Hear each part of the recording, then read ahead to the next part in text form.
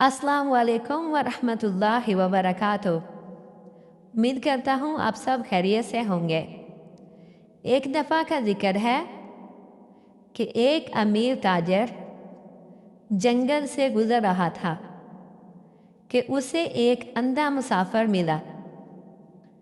ताजर ने तरस खाकर उसे अपने घोड़े पर बिठा लिया और अपना खाना भी खिलाया।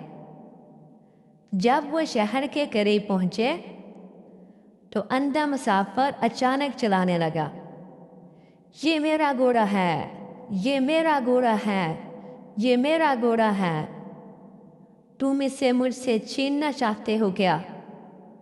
लोग जमा हो गए और मामला काजी की अदालत में पहुंचा।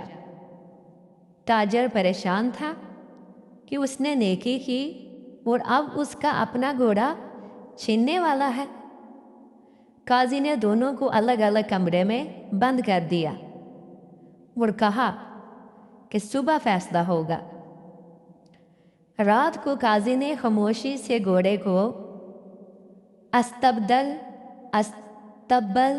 में बांध दिया और दोनों को बारी बारी बुलाया कि अपना घोड़ा पहचाने।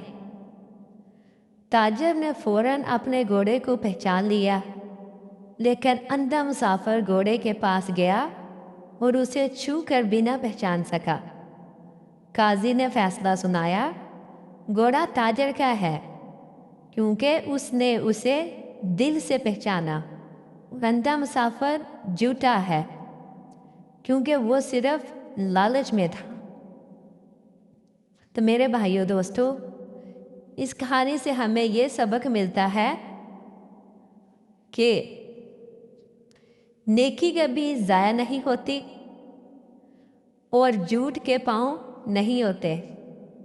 अगर आपको वीडियो अच्छी लगी, कहानी पसंद आई तो मेरे चैनल को सब्सक्राइब करें, शेयर करें और लाइक करें।